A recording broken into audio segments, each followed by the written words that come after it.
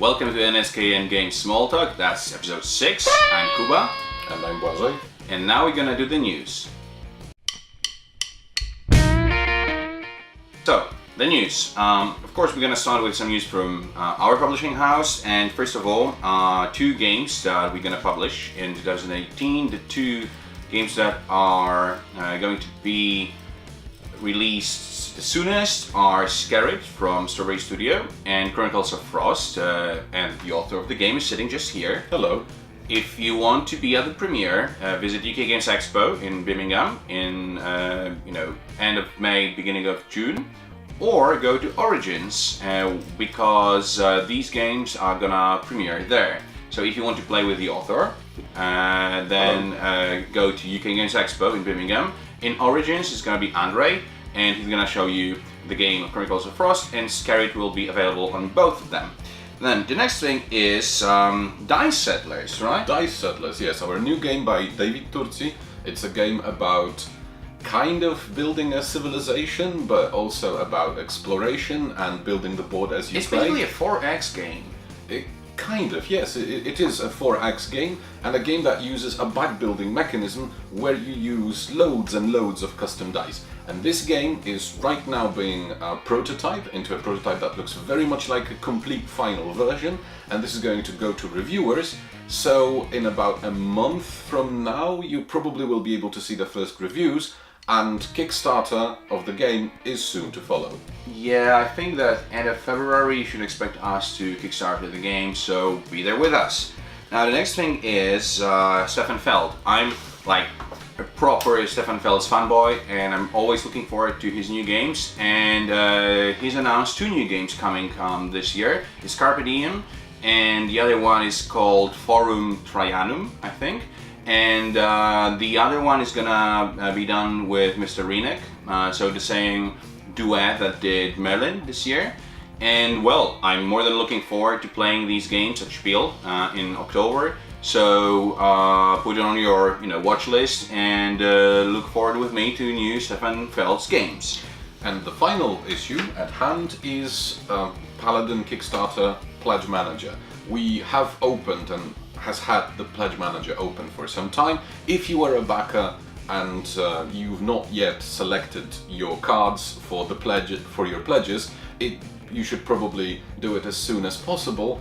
And if you're not a backer, if you are not a backer, you can still get in. There is the Pledge Manager is also used for a pre-order system with a small flat fee for shipping. You'll be able to get sleeves from us, get Paladin protectors from us, at basically the same way you would be from Kickstarter. Now, a word of warning, you really need to select the sleeves you want from the Pledge Manager. That's very, very important, because if you don't, we won't be able to send you any sleeves, and we will not be able to give you a refund. So the very important thing with this is that, especially if you were a backer, please go to the Pledge Manager. There's a big update on Kickstarter telling you what you need to do with the Pledge Manager to receive your sleeves. Take a moment to read through the update and select the sleeves. It's fully customizable. You can choose every single pack, even if you ordered, for example, 300 packs of sleeves, you can choose every single one. But we really, really need you to do this. So that's very important. If you're a backer, please see to it that you've gone through the Pledge Manager properly. But if you are not a backer, you can also do the late pledge, right? Yeah, absolutely. You can do the late pledge, as I said. This is in the form of a pre-order. There is a $10 shipping fee, no matter the number of sleeves you take. So again, if you decide to go with 300, it'll still just be $10. Otherwise, this will work exactly like for the Kickstarter backers. Right. And now the final issue is the conventions we're gonna attend this year. So if you're just a gamer, or not just a gamer, if you're a gamer, then you will be able to meet us in a couple of European conventions, and it's gonna be UK Games Expo in May, June, and Spiel, of course, in Essen in October.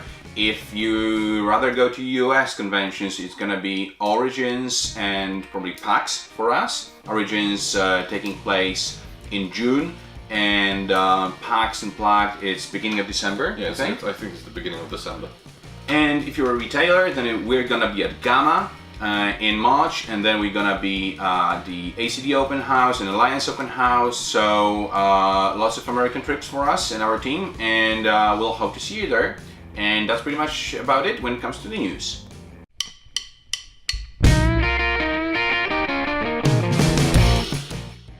Talk of the week, and today we're gonna talk about rankings, about top 10s, top 5, top 17s, and tops anything else. So there are a lot of them, obviously, because we just switched year from 2017 to 2018. A lot of reviewers, and not only reviewers, go through their top X games of the previous year. Some of them make new top 100 games of all times, and so on. So there's a lot going on. We did our top 5s on the NSKN blog, so if you want to check. Sort of. Well, okay, me and Andre did top 5s, you did top in number of different kinds of games. So if you want to check these out, then you can go to our blog.nskn.net. Yeah, exactly. And this kind of sparked the idea for the talk of the week, because, well, the thing is that a lot of people are doing the top 10s or top 15s or top 50s and so on, but there are at least two formulas. You can see them at our blog. I mean, you and Andre just went with the top 5 games you liked. I decided to go into the best game in a given category and gave a category for a Euro game, for a thematic game, for a competitive game, and so on. This is essentially interesting when it comes to top games. Why? For example, I chose this form because I feel that with playing so many games, it's difficult to say that this one would be the best of last year. It depends a little bit on the mood, I think. I mean, sometimes I'm in a mood for a Euro game, sometimes I'm in a mood for a card game, and it would be difficult for me to put them into one rating. Absolutely. Plus, there is also this thing that it always hurts me when I have like a top 5 or top 7 or top 10. There is always this 6th, 8th or 11th game that didn't make it into my top. And I still believe it's a really great game, because if it was a top 11, it would fit, right? But it's so painful to choose from among thousands of games. I mean, last year there were like 6,000 new titles out there in the public, and from among all of them, I'm about to choose, the best 5.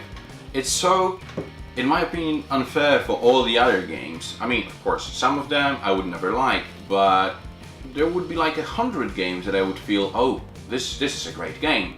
And for example, in my top 5 on our blog, there is no Pulsar from CG, but I believe it's a fantastic game, and it really hurts when I can't put it there, because I believe, okay, this is the 6th one or the 7th one, and so sometimes I feel like doing those top 5s is basically not fair. It's maybe a too strong of an opinion, but it's just it takes all those really great games out of the picture. And but well, it depends a lot about, for example, if you make like the top 10 games or top 5 games of a given year, it depends on the year. Sometimes, I mean, the last few years were really good when it comes to good games. It's if anything, it's difficult to just choose 2 or 3 or 4 or the one that would be the best. But sometimes, again, it depends on the year. There are years when multiple fantastic games come out. And looking at the way I did my top 5, let's say, where there were categories, Pulsar also is there on the list, but it's not the best Euro game of the year, because there was something that was just better. It was maybe an inch better, but I felt it was better, and I fully understand that sometimes it's so problematic to just say, okay, so these just didn't make the cut, but they were so close. Yeah, but the guys from Dice Tower, there's 3 of them, and they do the top 50. Top 50. Top 50, I think.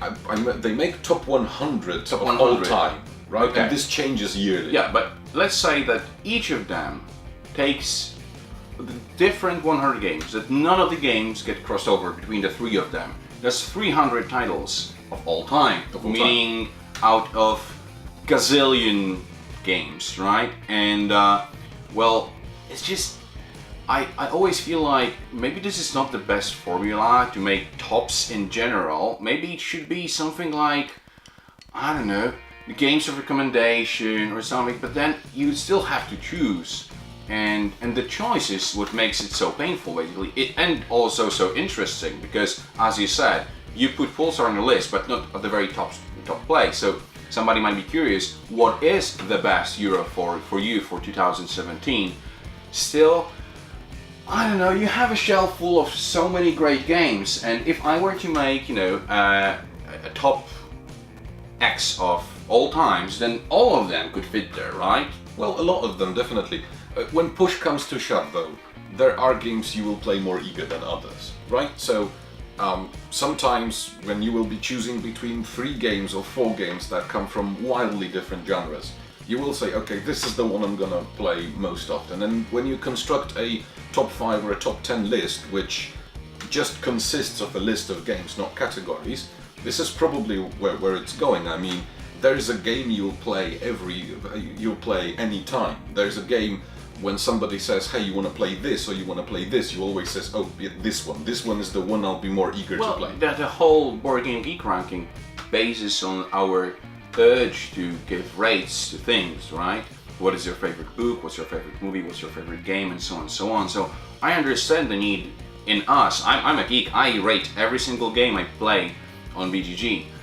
But still, I think that someone needs to come up with, you know, even better way of putting all these great games into the spotlight. Maybe somebody should do, like, you know, all the second choice games, like, you know, like all of the runner-ups, all the runner-ups, like, you know, like in Parliament you have this shadow cabinet, right? Right, okay. And it would be like, if I didn't go for this one, then in this category I would go for this one. Maybe that's the way to do it, you know. Perhaps. How do you do that? How do you rate your games? Do you have your top 10 favorites? Is it easy for you to say, okay, this is my favorite game of all time? Tell us. Yeah, please do tell us. And with this question, we're gonna close our talk of the week.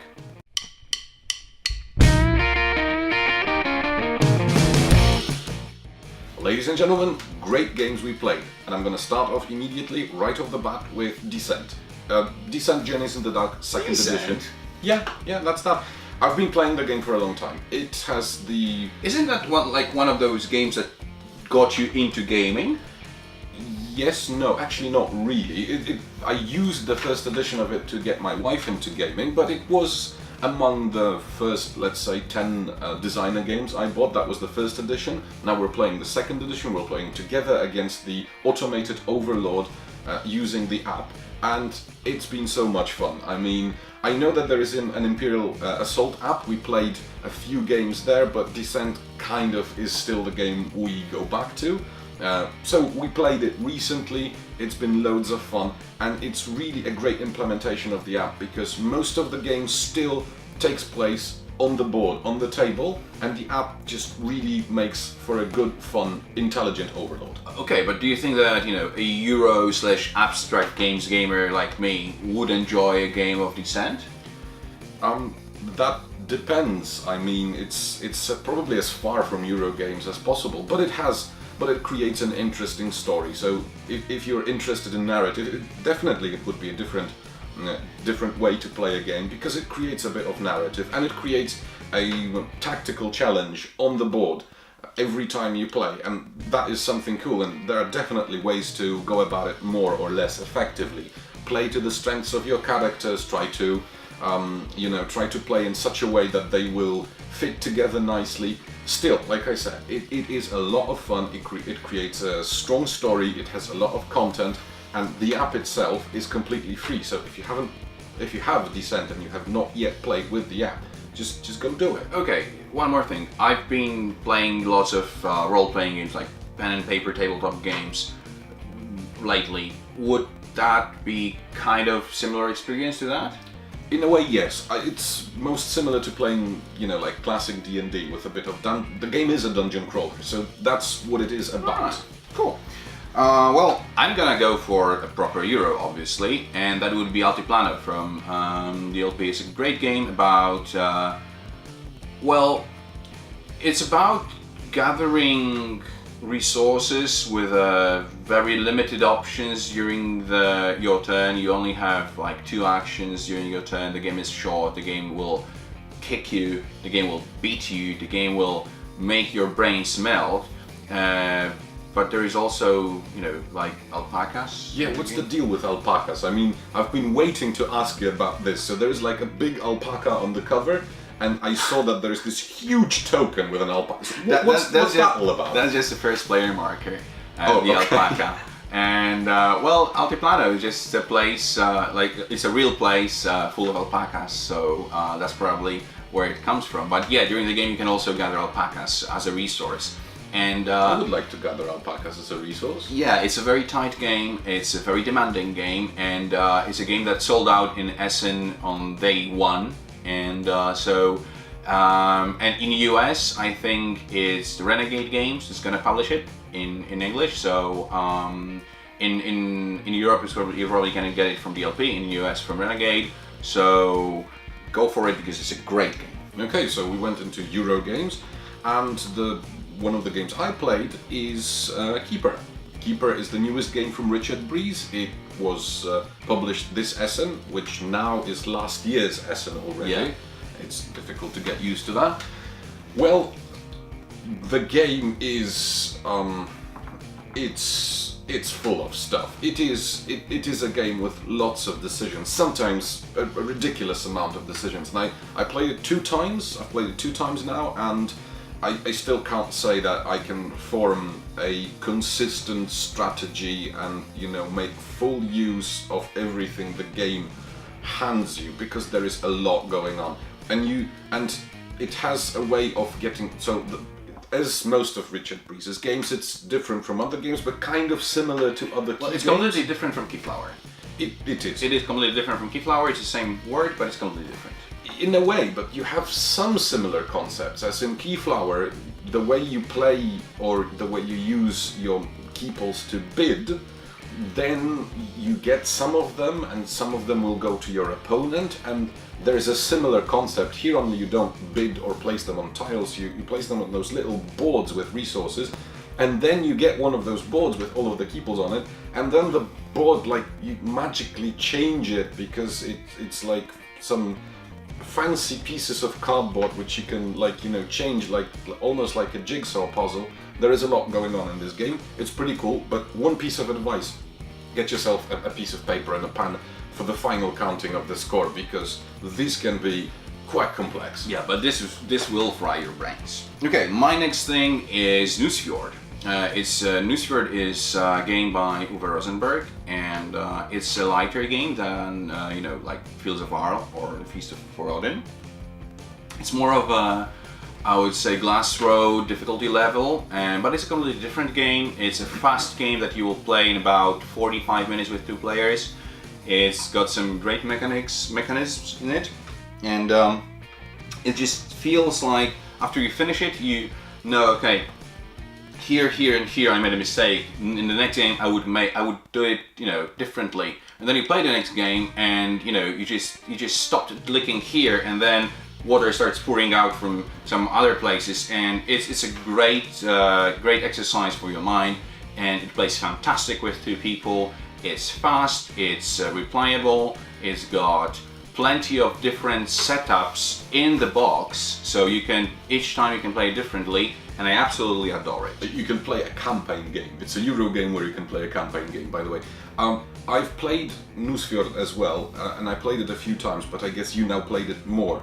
How does the experience factor into that? I mean, this game seems like something that, you build a very specific engine to first, because it's based on those buildings you buy. So first they help you out, and then you build buildings which will help you score. Does experience make it feel like you get bigger scores, or you can kind of? I would say that after your second game, you're good. As in, right. If you play the game 3 times and you're playing with a total newbie, you will probably beat them, because it gets about a game or 2 to fully get into the flow of the game. But it's not one of these games that, if you play, like Twilight Struggle, for example. This is a game that if you played it 10 times and your opponent played it twice, you will smush them in the ground in no time. Here, no, it's a proper Euro, and you can definitely work yourself around it in a matter of 2 games. All right. And speaking of proper Euros, still my last game this week is Snowdonia. Snowdonia is a game that was published in Absolutely love. 2012, 2013, I think something around this time. It is amazing. Yeah, it is amazing. I'm always drawn to games with a train theme, which is kind of funny because it started from me playing Railways of the World, and actually, you get to build little routes for trains and stuff like that. But I fell in love with kind of train games. I even played some 18xx's. Still, the train theme, and here you're actually building a single line. You're building it on top of Snowdon, I think so. Actually, what is fun about the game is that you get kind of 2 games in the box itself, because you get 2 different tracks you'll be able to build. 2 different mountains. Yeah, as well. 2 different mountains and 2 different tracks. The game is a lot of fun. It's very simple to explain. It has a kind of a very natural flow, although it's different from many other games. It's a worker placement game where you place workers, but you don't get stuff immediately. After you place them, you just go through all of the locations in a given order, and this is how you get it, which means that when you play it, it's sometimes you do things that might seem counterintuitive to somebody who would be watching you play the game next to the table, but it's very natural to all the players around. I played it only with 3 people. Does it play also well with 2 and 4? Yeah, it plays really well with 2, 4, and I think 5 even. And the fun thing is that the game has been really polished to work well with others because of 2 factors. One of them is that you get different cards for the locations you send your workers to, and those cards are very different depending on the number of players. And there is also a bag that is filled with resources, and they are basically resource cubes, and there are events in there. And the composition of the bag is also, and you draw them every turn, so the composition of the bag and the number of cubes you draw is different for different types of players, so it feels like really polished for different types of play, and a really polished game altogether. It's so much fun, I love it. Okay, my last game would be 7 Steps. It's a game from, I think, 2 Essens ago. I think it's Essen 2015, correct me if I'm wrong. Might be 2016. It's an abstract game that it can be played from 2 to 4 players. I played it only with 2 because that's the way I play abstract games almost always. I never play abstract games with more than 2 players because I believe that abstract games are like based on the chess idea. So you don't have the 3 people chess at home? Nah, I would never play it. So anyway, I played it with 2 people only, with my wife and with my brother. And my wife has beaten me badly, as she usually does. And I managed to win with my brother. And it's a game where you're building up stacks of different colors discs, and you're trying to score for the levels on which you build those discs. You get some special abilities if you score just two few points, little points, and if you score during your turn under 7 points, then you get some extra ability because you usually score more than 7. So the game balances itself out really nicely. And final scoring is somewhere around 160 points. So, and during your turn you will get from something between 5 and 25 points. So it's really demanding. It's fresh. It's nice. It looks beautiful on the table with all those different colored stacks of discs. And yeah, 7 Steps from Cosmos Games, one of the best abstract games I played lately. So that's it when it comes to our great games we play. And again, we played many great games, but these 3 just came to our minds when we're doing this video. And now we're gonna move to the Hidden Peril.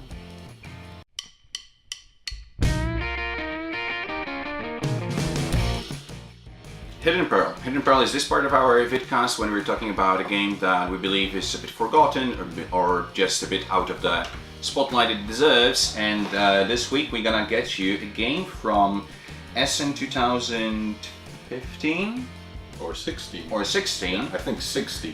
16. It's Bohemian Villages, or in German Bohemische Dörfer. It's been done by DLP, and it's one of my favorite games from that Essen. And I mean, the author, Mr. Rainer Stockhausen, has done an impossible thing, because he's prepared a dice-based Euro game that plays in 35 minutes, and it can fit from 2 to 5 players, and it fits all of these numbers of players perfectly.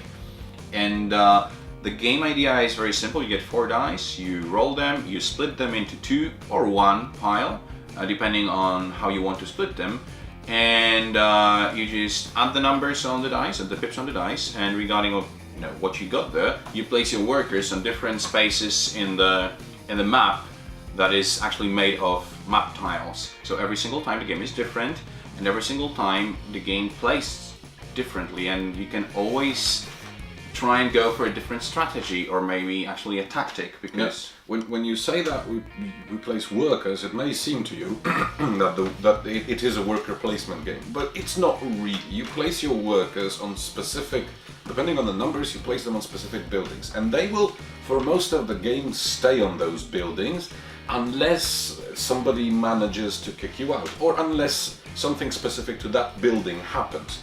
And you get very different buildings and very different ways to score. There are 11 different buildings. Yeah, so every time you play, you can go for, you can go for a different type of scoring. You can decide, and you can mix and match. You can go for 2 or 3 specific. There are some buildings which will give you a big payout at the immediately end, or at the end of the game. Sometimes at the end of the game. The game, by the way, is about money. It's about money. You have to be the richest person in a set of Bohemian villages to ever walk the Bohemian villages. So this is, and it's pretty amazing. And also we have those big tiles with those different villages, and you take a different number depending on the number of players. So the game kind of feels the same with different numbers of players, but that's again because it's done very well when it comes to scaling. Yeah, and you have both German and English rules inside. The game is language independent, so you can play it even if you see, Bohemische Dörfer on the cover, you can still buy it and play it. And well, depending on the number of players you play it will be different, but it's very fast. Even with 5 players, you don't have to wait for your turn too long. Yeah. It's one of those Euro games that you can fit in between 2 bigger games, but it's not a filler game. It's still a proper game that you will enjoy if you like lighter Euro games. It can be, I think it can be a second step game, as in if your friends already played Carcassonne, Catan or Ticket to Ride, you can show Bohemische Dörfer, Bohemian Villages to them, and they will enjoy it thoroughly. I think it could also kind of be the gateway game, but for people who already play dice games, basically. Like Yahtzee, for example. I think if you have people who really like dice poker or Yahtzee or something like that, you can show them this, and it'll probably also work. It should click. And the cool thing is also that if you play it with proper geeks, and it will be a proper cutthroat Euro game that you will enjoy. So our hidden peril this time is Bohemian Villages from DLP Games, and we thank you, DLP, for having an opportunity to play this, because it's a great thing. It's cool. So that's it about in our NSKN Games Small Talk this time. Thank you for being with us. Come back in 2 weeks on Monday, because we're gonna prepare something very special for you. And see you soon. Bye.